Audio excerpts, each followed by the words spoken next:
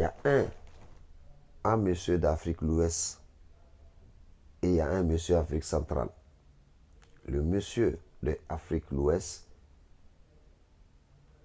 il est venu, il faisait des mélanges. Je connais le monsieur à la gare du Nord, non, Château Rouge. Je le connais. On était dans le café. Il a amené sa femme et ils ont eu deux enfants. Après, le monsieur allait en vacances. Dans le foyer qu'il était, il y a quelqu'un là-bas, il connaît le monsieur, il va derrière sa femme.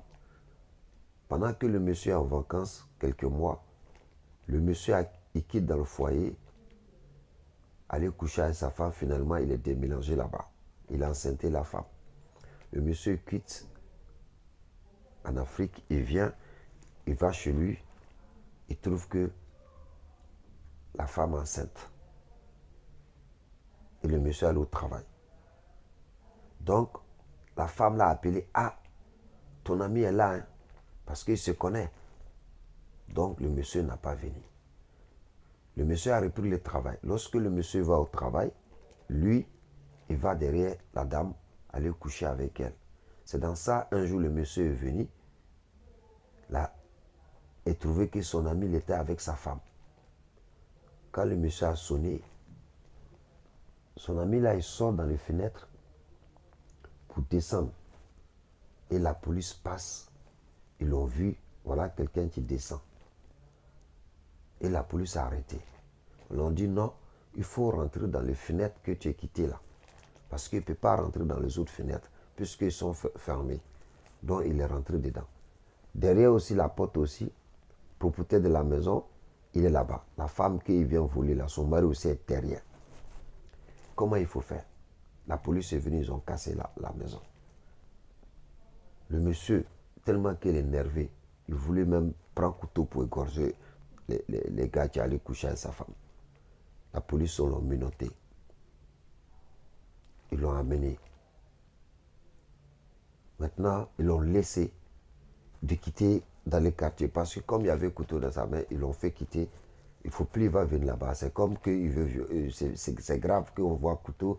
Voilà, c'est dangereux. Donc la femme a menti que ce n'est pas son mari, le policier. Le monsieur a fait sortir le papier de mariage, tout, les enfants qu'ils ont eu, il a fait sortir les pièces dentées, tout. Et là, ils ont su. Mais comme tenu qu'il y avait un couteau dans sa main, ça fait que l'affaire est un peu générée. Et ils l'ont fait partir, ils l'ont fait divorce. Le monsieur, on lui dit de payer la maison en plus. Il paye la maison. Il a laissé les gars avec la femme avec son ami là. Donc, ils l'ont fait divorce. Il vient voir les enfants, il ne paie pas son alimentaire. Je te le jure. Pendant des années, la femme là, elle ne peut plus travailler. Ils l'ont arraché les enfants. Ils l'ont laissé dans la maison. Elle ne peut plus payer la maison. Il est resté là comme ça.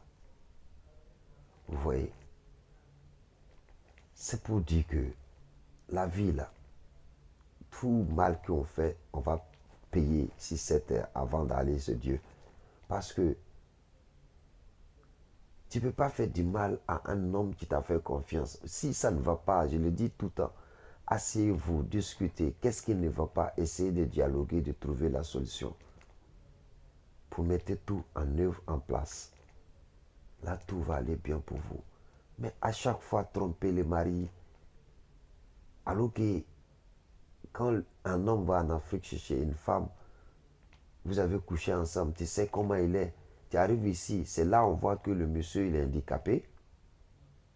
Il a un seul œil, il a un seul pied. Il n'a pas un gros cacahuète en bas de lui. Tout cela, c'est après on découvre ça.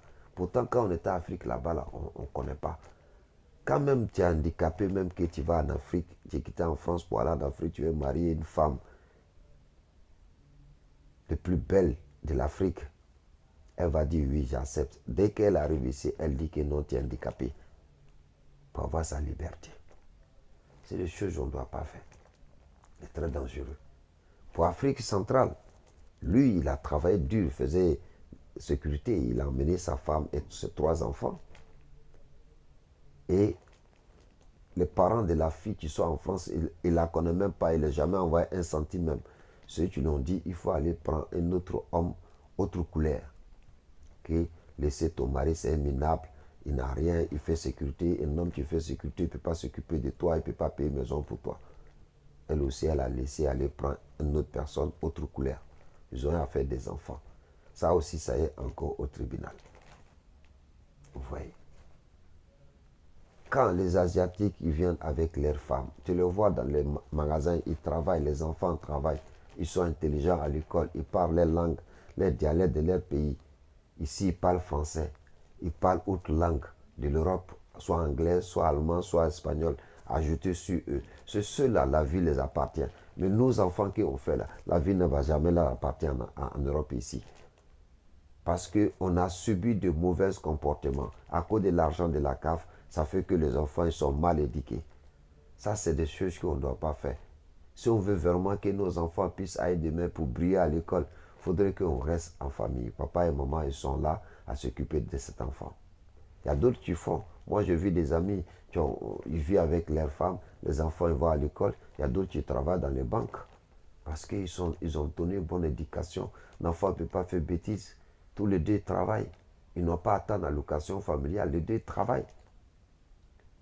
Mais nos derniers jours aujourd'hui, tous les filles qui viennent ici, ils ne veulent pas travailler. Et ils ont des copains encore. Ils couchent avec eux. Tu vois ça? C'est malédiction totale. Il faut qu'on essaie d'arrêter ça, quoi. C'est pas bien. Merci.